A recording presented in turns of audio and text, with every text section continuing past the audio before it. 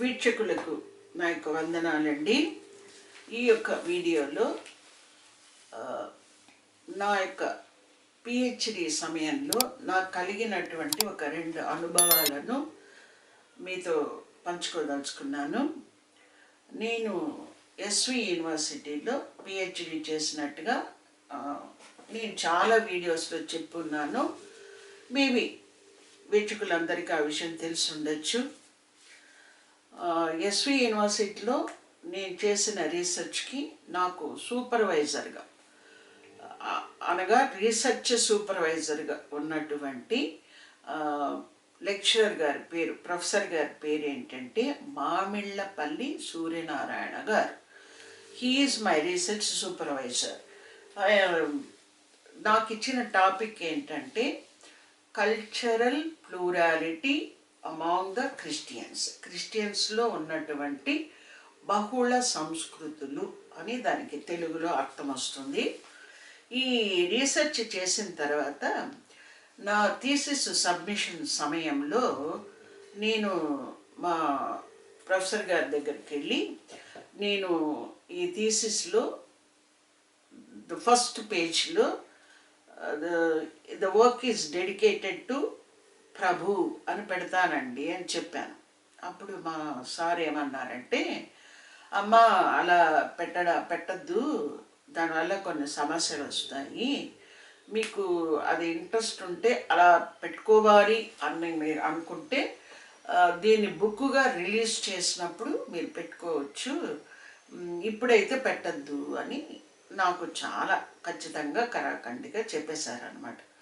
అప్పుడు నాకు చాలా దుఃఖం వచ్చేసింది. ఎందుకంటే నేను ఆల్రెడీ అనుకున్నాను, నేను రీసెర్చ్ చేస్తున్న రోజుల్లోనే ఈ వర్క్ అంతా కూడా చక్కగా సక్సెస్ఫుల్గా ముగిసినప్పుడు తప్పకుండా నేను ప్రభువా మీకే దీన్ని అంకితం ఇస్తాను నేను అనుకున్నాను అనమాట.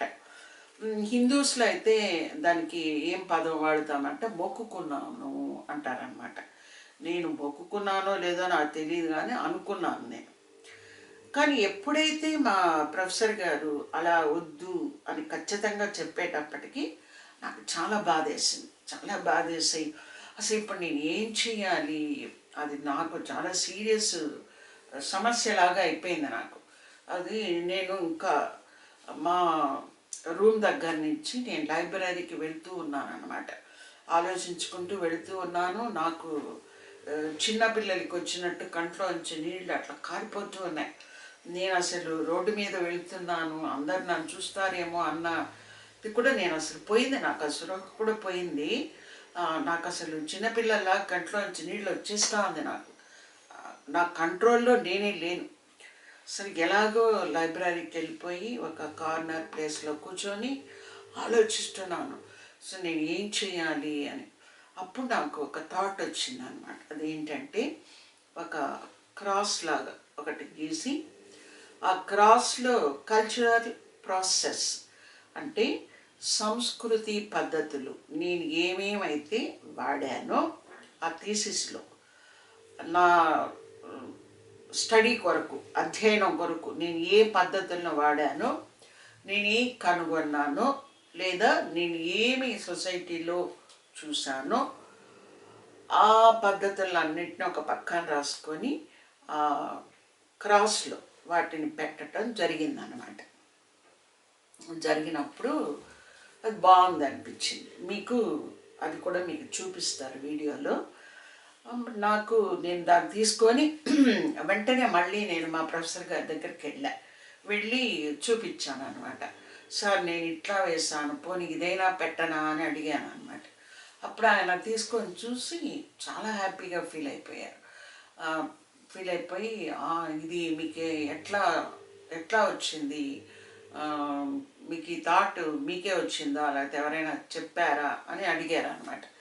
లేదు నాకే వచ్చింది, మీరు ప్రభువుకు డెడికేట్ చేయొద్దు అట్లా వద్దు అని అన్నారు కదా, అది ఆలోచిస్తూ ఉన్నప్పుడు నాకు నెక్స్ట్ ఆల్టర్నేటివ్గా ఇది అనిపించింది, మీరు ఓకే అంటే ఇది పెడతానండి నేను అంటే ఏ చాప్టర్లో పెడతారు అంటే చెప్పాను అనమాట. ఈ చాప్టర్లో ఈ ప్లేస్లో పెడతాను దాన్ని అని చెప్పడం జరిగింది. అప్పుడు మా ప్రొఫెసర్ వచ్చి ఇట్స్ ఓకే, బాగుంది, మంచి ఐడియా, అలాగే చేయండి అని చెప్పారనమాట. నేను ఈ మాట ఇక్కడ ఎందుకు చెప్తున్నానంటే, మనలో ఒక చిన్న వాంఛ, అది యథార్థంగా తీవ్రతరంగాను నిజమైనదిగాను ఉంటే ఏదో ఒక సొల్యూషన్ అనేది దేవుడు మనకు చూపిస్తాడు. అప్పటికి నాకు ప్రభు పట్ల ఎంత విశ్వాసం అదంతా లేదు, బట్ నాకు ప్రభు అంటే ఇష్టం అంతవరకే. కానీ నాకు హీఈస్ ద ఓన్లీ గాడ్ అని అట్లా అంత విశ్వాసం అయితే, ఇంత బలమైన విశ్వాసం అయితే అప్పుడు నాకు లేదు. తర్వాత ఇంకొక ఇన్సిడెంట్ కూడా మీతో పంచుకుంటాను. నాకు సబ్మిషన్ జరిగిపోయింది. సబ్మిషన్ తర్వాత వైవా పెట్టుకున్నారు. వైవాలో నాకు యూనివర్సిటీ నాకు డాక్టరేట్ అవార్డ్ చేసింది. ఇదంతా 1986లో జరిగింది. 86లోనే నాకు పిహెచ్డి అవార్డు అవ్వడం జరిగింది. ఆ పిహెచ్డి అవార్డు అయిన తర్వాత నేను మా ప్రొఫెసర్ గారికి ఏదో ఒక గిఫ్ట్ చిన్నది ఇవ్వాలని నేను ప్రయత్నించినప్పుడు మా ప్రొఫెసర్ గారు ఖరాఖండిగా చెప్పేశారనమాట, మెటీరియల్ కానీ అట్లాంటిది ఏదైనా కానీ నాకు ఒక గిఫ్ట్ అంటూ మీరు తీసుకురావద్దు అని గట్టిగా చెప్పేశారు. ఇప్పుడు నాకు ఏదో ఒకటి ఇవ్వాలి కదా మా సార్కి, నేను మా ప్రొఫెసర్ గారికి ఏదో ఒకటి ఇవ్వాలి కదా అని ఆలోచించి చెన్నైకి వెళ్ళి ఒక పెద్ద క్రాస్ మీద యేసు ప్రభు ఉన్నట్టుగా ఉన్నటువంటిది, అంటే సిలువ వేయబడిన యేసు, అట్లాంటిది ఒకటి తీసుకొని వచ్చి ప్యాక్ చేసి తీసుకెళ్ళి మా ప్రొఫెసర్ గారి ఇంటికి వెళ్ళి ఇచ్చాను అనమాట. మీరు దీన్ని నో అనొద్దండి, నేను క్రిస్టియానిటీ మీద రీసెర్చ్ చేశాను కాబట్టి మీ స్టూడెంట్ క్రిస్టియానిటీ మీద రీసెర్చ్ చేసినందుకు గుర్తుగా ఇది మీరు తీసుకోండి సార్ అని నేను ఆయన రిక్వెస్ట్ చేసినప్పుడు సరే ఆయన కూడా ఆలోచించి బాగుంది అని చెప్పి తీసుకున్నారు. దాన్ని తీసుకొని ఆయన నేను వచ్చేసాను. నాకు తెలియదు తర్వాత ఆయన ఏం చేశారన్నది నాకు తెలియదు.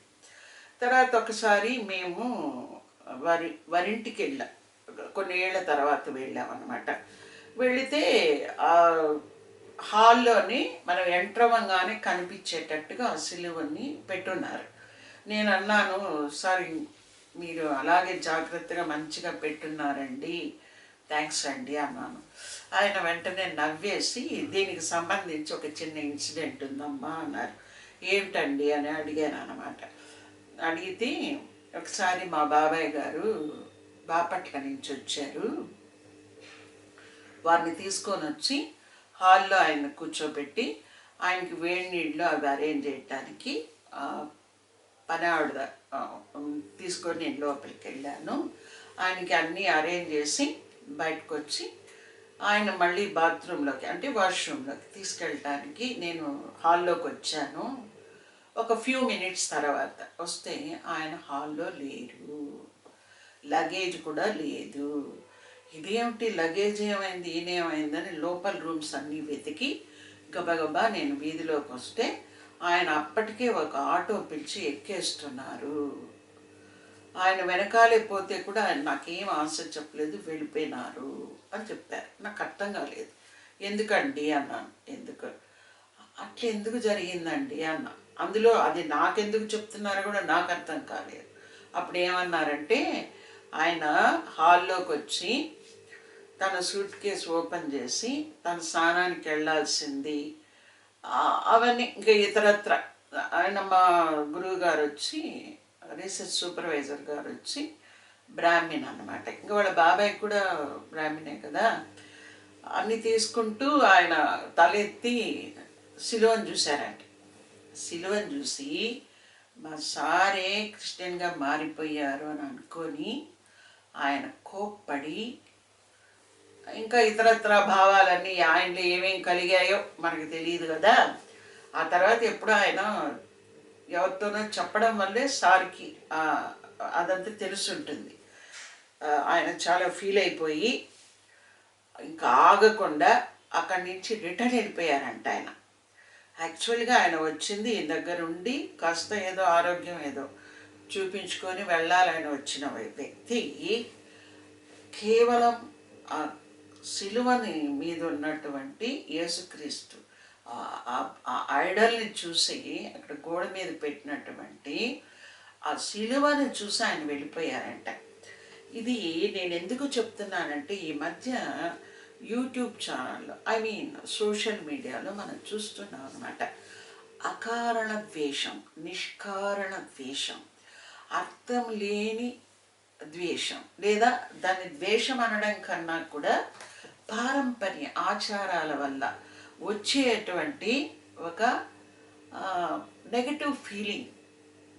చూడండి, మా ప్రొఫెసర్ గారికి ఉన్న ఒక స్టూడెంట్ క్రిస్టియానిటీ మీద రీసెర్చ్ చేసి ఆ స్టూడెంటు తన స్టడీకి గుర్తుగా ప్రొఫెసర్ గారికి ఒక క్రాస్ మీద ఉన్న జీసస్ ఐడల్ని ఇవ్వడం జరిగింది, అంతే.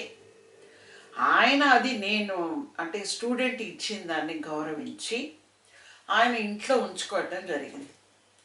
ఇలా ఎంతమంది ఇలాంటి విచిత్రమైన సంకుచిత భావాలను, అంటే వారు మా గురువుగారికే బాబాయ్ గారు అంటే ఆయన చాలా పెద్దవారు, కొన్ని పదాలు నేను వాడకూడదు కూడాను, కాకపోతే అందరికీ అర్థమవడం కొరకు చెప్తున్నాను. ఈ సంకుచిత భావాల వల్ల చూడండి, మనిషి తన ఔన్నత్యాన్ని పోగొట్టుకుంటున్నాడు. అలాగే మానవత్వం కూడా తగ్గిపోతుంది అన్నమాట. ఆ మానవత్వపు విలువలు కూడా నశించిపోతున్నాయి, కిందకి వచ్చేస్తున్నాయి. నేను అన్నాను, మరి అంత పెద్ద ఇన్సిడెంట్ జరిగిన తర్వాత కూడా మీరు క్రాస్ పెట్టుకున్నా అంటే ఆయన వెంటనే నవ్వేశారనమాట. నవ్వేసి ఇంకా నాకైతే ఏం ఆన్సర్ చెప్పలేదు. కానీ ఆయన ఇప్పుడు లేరు, దేవుడి దగ్గరికి వెళ్ళిపోయారు. మా గురువు గారు ఇప్పుడు భూమి మీద లేరు, వారు కీర్తిశేషులైనారు. మా గురువు గారు ఉన్నంత వరకు కూడా వాళ్ళ ఇంట్లో అది ఉండేది. ఇప్పుడు మరి ఉందో లేదో నాకు తెలీదు. నేను ఇది చెప్పడానికి ఎందుకో నాకు ప్రేరేపణ కలిగింది. అనవసరంగా మనుషుల మధ్య ఉండే బాంధవ్యాన్ని, ఆ బంధాలకు ఉండవలసిన గౌరవాన్ని, ఆ బంధాలకు ఉండవలసినటువంటి ఔన్నత్యాన్ని మనిషి నాశనం చేసుకుంటున్నాడేమో. దీనికి మనల్ని ప్రేరేపిస్తున్నది ఏంటంటే మన పారంపర్య ఆచార సంప్రదాయాలకు సంబంధించినటువంటి ఆలోచనలు, అవే మనల్ని వెనక్కి లాగుతూ ఉంటాయన్నమాట. వాటిని మనం ఒక్కసారి కానీ పరిశీలించుకోగలిగితే, మనల్ని మనం అంతర్మదనం చేసుకోగలిగితే ఇటువంటి వాటి నుంచి మనం బయటపడొచ్చేమో అని నాకు అనిపిస్తుంది. ఇంతటితో ఈ వీడియో నేను ముగిస్తున్నానండి.